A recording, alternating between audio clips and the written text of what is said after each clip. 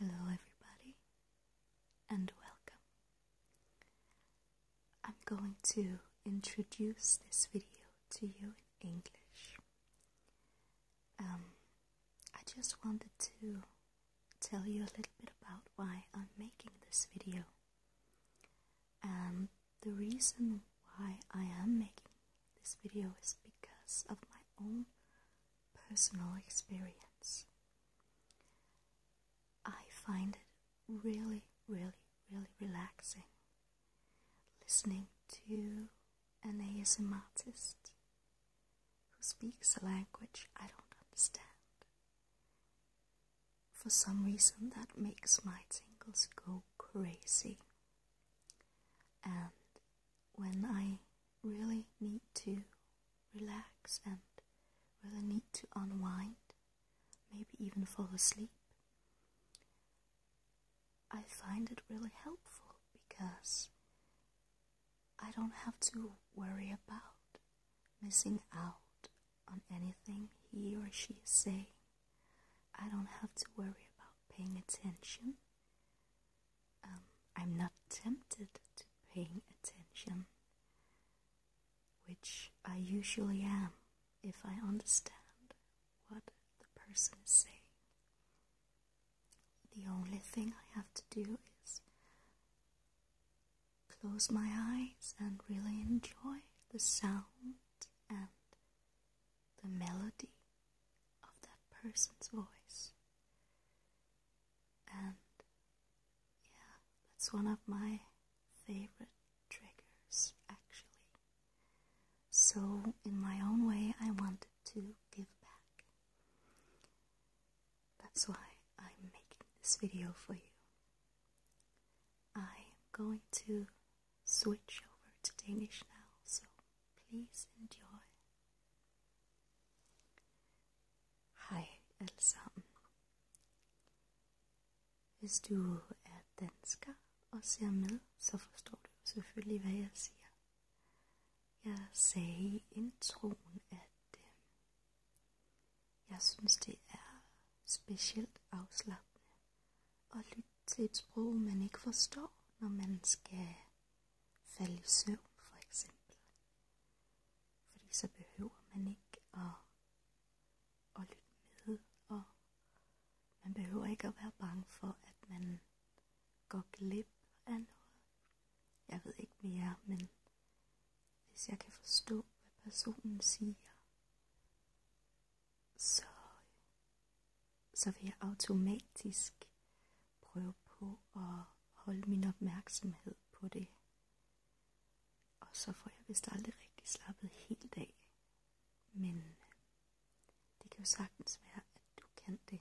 Så hvis du forstår, hvad jeg siger, så må du endelig ikke tro, at den her video ikke er for dig. Det er selvfølgelig helt op til dig selv, hvad du synes er bedst og mest afslappende. Jeg har tænkt mig at fortælle lidt om, hvordan jeg opdagede hele den her ASMR-verden. Og ja, jeg siger det på engelsk. Jeg kunne også vælge at sige ASMR. Men af en eller anden grund, så falder det mig bare mere naturligt at sige det på engelsk. Måske fordi, at ordene oprindeligt er engelske, så er det nemmere. Jeg ved det ikke. Men ja, det er det, jeg gør. Som sagt, så har jeg tænkt mig at fortælle om, hvordan jeg opdagede den her verden, og hvordan jeg bruger det i min hverdag, og hvorfor jeg begyndte at lave videoer selv. Ja. Jeg tror egentlig, jeg har kendt til det her begreb med ASMR i et par år. Og det var først her i sensommeren 2015, at jeg begyndte at lave videoer selv. Så det har taget lidt tid at komme frem til den konklusion, at jeg godt turde, fordi det var i høj grad et spørgsmål om det. Jeg har egentlig gerne vil lave videoer. Sådan. Måske ikke lige siden jeg opdagede ASMR, men kort tid efter.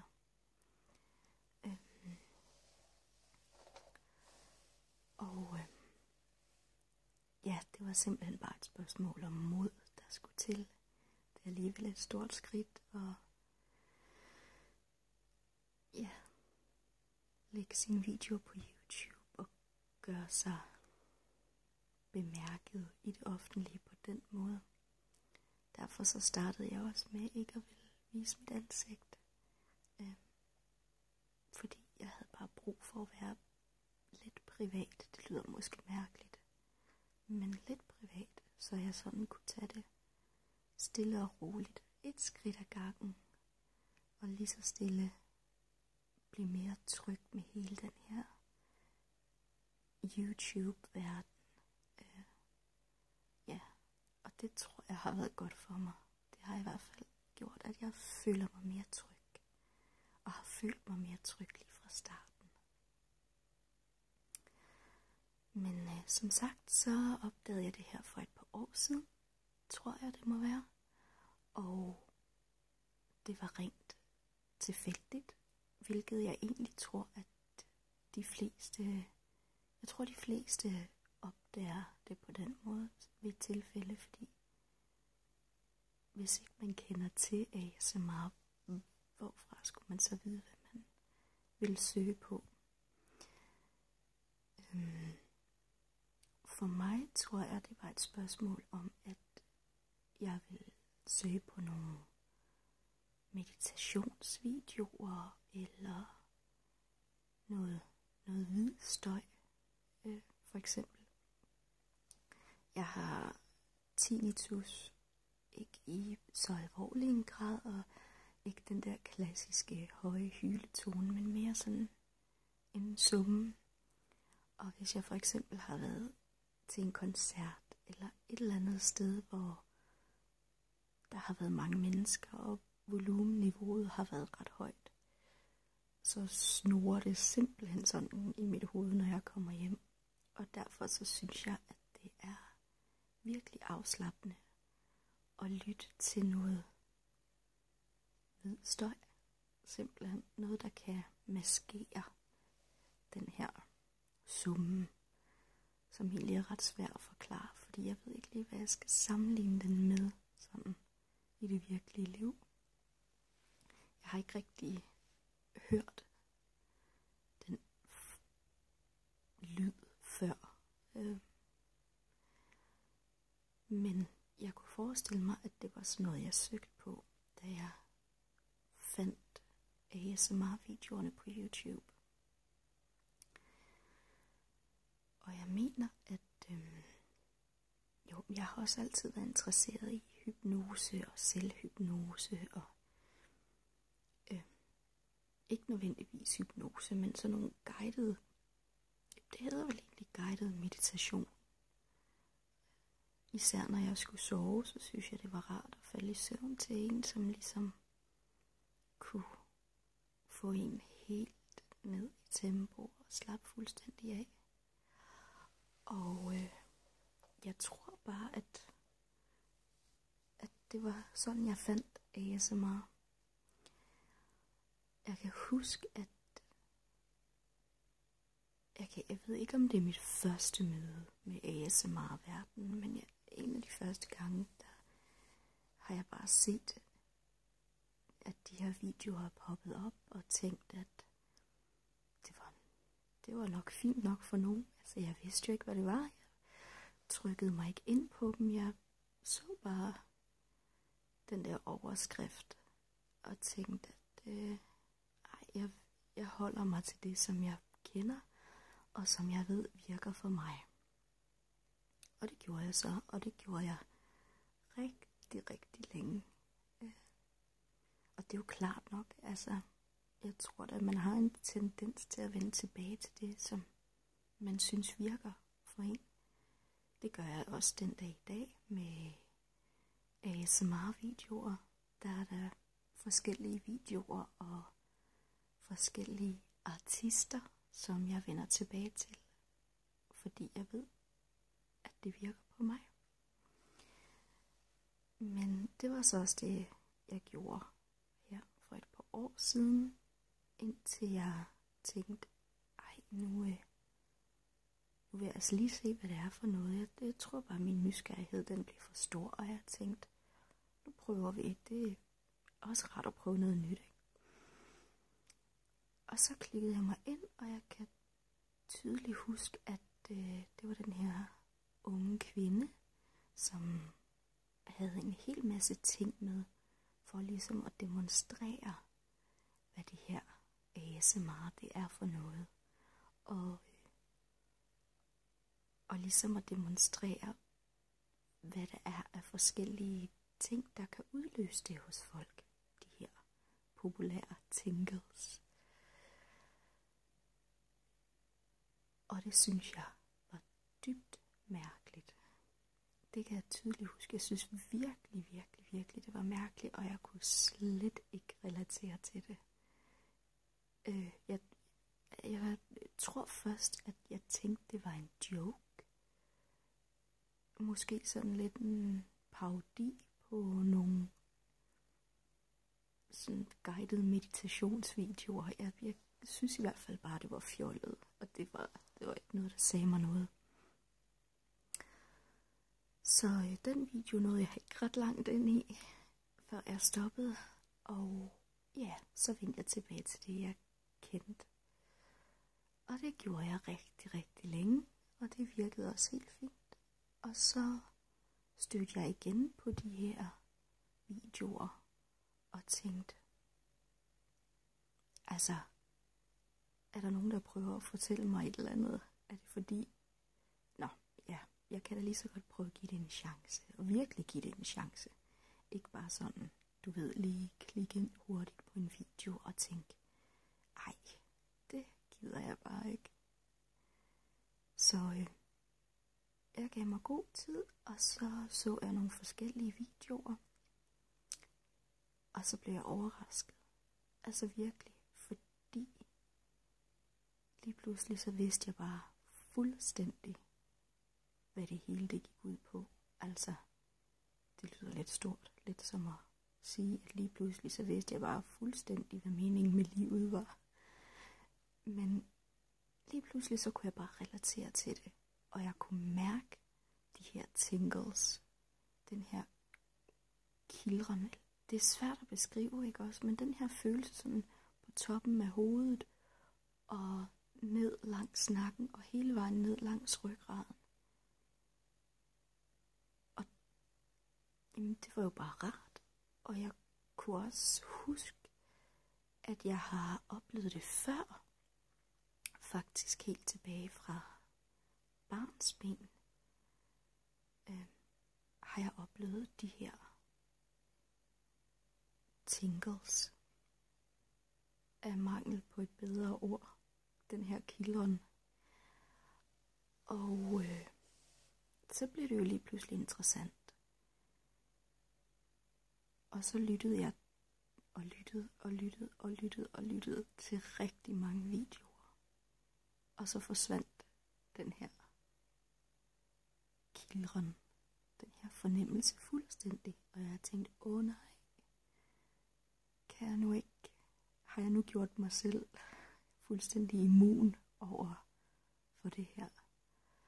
Så fandt jeg selvfølgelig ud af, at det bare kræver, at man tager en lille pause, og så vender tilbage på et senere tidspunkt. Det er lettere sagt end gjort, fordi når noget det er virkelig afstressende og afslappende, så har man jo bare lyst til at lytte til det igen og igen. Men så efter et stykke tid vendte jeg tilbage, og har bare brugt det siden, altså nærmest uafbrudt. Og jeg kan godt stadigvæk få de der perioder, hvor jeg ikke mærker den der ASMR-effekt, men hvor jeg stadigvæk bare synes, at videoerne er utrolig afstressende og afslappende at se og lytte til. Det er svært det der med at holde en pause fra noget, når man godt kan lide det. Men ja, det var altså sådan, jeg opdagede det. Og så kunne jeg jo så lige pludselig huske det her med, at jeg har oplevet den her fornemmelse før. Og den kan være utrolig svær at beskrive til folk, som ikke rigtig forstår det. Jeg tror heller ikke rigtigt, at det har slået igennem her hjemme i Danmark endnu. Jeg kender i hvert fald ikke nogen, udover dem, jeg lige har fortalt det til, dem jeg har fortalt, at jeg laver videoer. Jeg kender ikke nogen udover dem, som kender til det. De har i hvert fald aldrig snakket om det. Og jeg kender til en enkelt dansker på YouTube, som også laver videoer. Men det er vist også det. Så det er sådan lidt svært det der med at fortælle det til folk og møde forståelse især. Og møde forståelse. Men jeg kunne som sagt huske, at jeg har fået de her fornemmelser lige siden jeg var barn. Det tror jeg i hvert fald. Det er i hvert fald så lang tid tilbage, jeg kan huske. Og når jeg sådan skal forklare folk, hvad det egentlig er, jamen så sammenligner jeg det på en måde med at lytte til musik. Vi kender, tror jeg, alle sammen det der med at lytte til noget musik, eller lytte til en sanger, som bare får hårene til at rejse sig på armene, og på hele kroppen faktisk. Altså det her musik, det lyder bare så fantastisk godt. Og det er lidt det, jeg sammenligner ASMR med. Det er en fysisk reaktion, der sker hos dig på noget, som ikke nødvendigvis er fysisk. Altså det at lytte til musik for eksempel, eller det at se en YouTube-video. Lyt til en, der laver nogle bestemte lyde og sådan noget. Det er jo ikke noget, der sker rent fysisk for dig, på din krop. Men reaktionen er fysisk. Og det synes jeg godt, man kan sammenligne med det der med at få gåsehud og hårene rejser sig på armene. Det er en rar følelse. Selvfølgelig så kan ASMR også godt være udløst af noget fysisk. Og når jeg siger, at jeg kan huske det tilbage fra min barndom, så er det for eksempel i situationer, hvor man har siddet hos sine forældre, og de har sådan børstet ens hår med fingrene, for eksempel. Og der kan jeg da huske den her kildrende fornemmelse i nakken, op i hovedet. Og den har egentlig altid været med mig, men jeg har jo ikke vidst, hvad det var. Så hvordan skulle man lige kunne sætte ord på, at det overhovedet var noget? Men ja. Så det kan jo sagtens være udløst af noget fysisk, men det er det jo som oftest ikke, når man går på YouTube og ser videoer eller lytter til lydfiler for eksempel. Det kan på en eller anden måde kan det jo også sammenlignes lidt med lydterapi.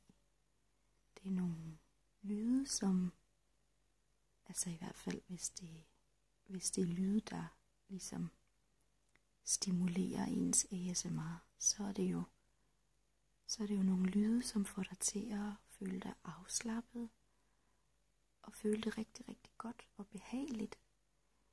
Der er mange, som lider af angst for eksempel, som bruger ASMR til at slappe af. Også folk med depression, fordi det virker nærmest bare med det samme på en eller anden måde. Altså man bliver bare virkelig, virkelig afslappet. Og det det er en hund. Naboen skal vist til at lufte sin hund, tror jeg. Men yes. Og nu tabte jeg tråden, men for mig der er ASMR bare ensbetydende med noget, der virkelig er afslappende, behageligt, ligesom at lytte til noget rigtig, rigtig godt musik. Og det er egentlig også sådan, jeg bruger det i min hverdag. Jeg bruger det til at slappe af, og jeg bruger det om aftenen, når jeg skal falde i søvn. Det har jeg egentlig gjort rigtig, rigtig længe. Så tager jeg mine høretelefoner på, og så lægger jeg mig til at sove med en eller anden lang video eller lydfil i ørerne. Og det virker rigtig godt på mig i hvert fald. Så sådan bruger jeg det i min hverdag. Og det med sådan selv at lave videoer, jamen, det har jeg jo vildt rigtig, rigtig længe. Men det er jo bare lige at tage skridtet. Og det var ikke nemt. Det der med lige pludselig at skulle. Det er bare. Det er svært at forklare. Men for eksempel så. Jeg er sanger og skuespiller i min fritid. Spiller teater og sådan nogle ting. Og jeg har altid syntes, at det var enormt nervepirrende, hvis folk de bad mig om at lave et eller andet. Camilla, kan du ikke lige synge den sang? Eller Camilla, prøv lige. Camilla, hvordan var det nu lige det lød, dengang I sang den sang? Og det kan jeg bare ikke lide. Jeg kan ikke lide det der med at stille mig op så tæt på nogle andre mennesker og give så meget af mig selv. Altså det er på en eller anden måde sådan lidt grænseoverskridende. At det er meget grænseoverskridende. Så hellere stå foran et stort publikum. Det er noget helt andet. Og det kan være enormt svært at sætte sig ind i, hvis ikke man selv er inde i den verden. Men sådan er det bare for mange. Det kan ikke rigtig forklares. Men lidt på samme måde havde jeg det med det der med at skulle udgive sine egne videoer.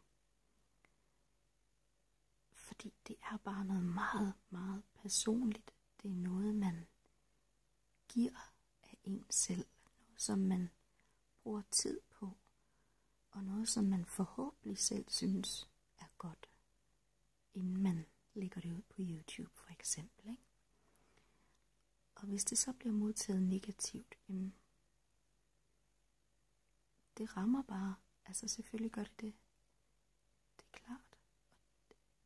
Og det var der min sko trykkede, for at sige det på den måde. Altså det var, om jeg nu var parat til at give så meget af mig selv, og lade folk se så meget, fordi det er bare meget, meget personligt. Og det er måske ikke sådan til at forstå, men det er bare sådan det er, sådan jeg har det. Og i starten, jamen der viste jeg slet ikke mit ansigt, og jeg lavede ikke rollespilsvideoer for eksempel. Jeg synes, at det var for grænseoverskridende simpelthen, og jeg troede egentlig aldrig, at jeg ville komme til at vise mit ansigt. Jeg troede aldrig, at jeg ville komme til at lave rollespilsvideoer. Men efter en måned, halvanden eller sådan et eller andet, tænkte jeg bare, at nu var det bare på tide, og jeg havde nogle, og har stadigvæk nogle rigtig, rigtig, synes jeg selv, gode idéer til videoer, som bare kræver, at man kan se mig. Og jeg havde lyst til det. Altså jeg følte også, at man ligesom kunne, for at bruge et godt dansk ord, connecte med sine seere, med sit publikum bedre, ved at vise noget mere af sig selv også. Det var et stort skridt for mig, men jeg har ikke fortrudt det på noget tidspunkt. Og altså YouTube er jo bare YouTube, og der er en hel masse rigtig, rigtig søde og dejlige mennesker, og så er der også de andre. Men sådan er det jo bare. Og det må man lære at affinde sig med. Det er sådan for alle. Jeg kender ikke til én YouTuber, som ikke har oplevet noget mindre positivt. Så det er jo ikke noget enestående tilfælde, hvis man oplever det på egen krop. Det er jo bare sådan, det er. Og det må man tage med. Og for mig, der hjalp det der med at tage et skridt ad gangen. Og ligesom bevæge mig ind i den her verden. Lige så stille. Og det gjorde jeg ved ikke at tale og ikke at vise mit ansigt i mine første videoer. Og jeg tror, det var den rigtige måde for mig at gøre det på. Jeg har følt mig tryg og føler mig stadigvæk tryg. Så nu varierer mine videoer lidt. Alt efter, hvad jeg lige har lyst til at lave, og hvad jeg får ønsker på. Nogle videoer er ligesom den her, hvor du kan se mit ansigt, og nogle videoer er kun tale eller hvisken, og andre videoer igen er mine hænder, der arbejder. Så det er meget forskelligt, hvad jeg laver nu, og det kan jeg godt lide. Jeg kan godt lide det der med, at jeg har muligheden nu for ligesom at spille på alle tangenter. Det er fedt. Og det kan varmt anbefales, hvis man selv overvejer at kaste sig ud i at lave YouTube-videoer. Uanset om det er ASMR eller hvad det er, så er det bare fedt. Og et eller andet sted, jamen, så kan det også bruges som en form for selvterapi. Altså, nu sidder jeg og snakker til et kamera, men og det føles bare virkelig godt. Altså, afslappende, afstressende på en eller anden måde. En eller anden mærkelig måde. Så ja, det kan i hvert fald varmt anbefales. Jeg tror, jeg er kommet rundt om de punkter, jeg synes, jeg vil dække den her video. Så jeg håber, at det har været afslappende. Hvis du kan forstå, hvad jeg siger, så tak fordi du så med. Selvfølgelig også, hvis ikke du kan, men så forstår du jo ikke rigtigt, at jeg siger tak, og så lige meget. Jeg håber, at du kigger med en anden gang, og ja, det var vist det. Ha' det godt så længe. Hej hej.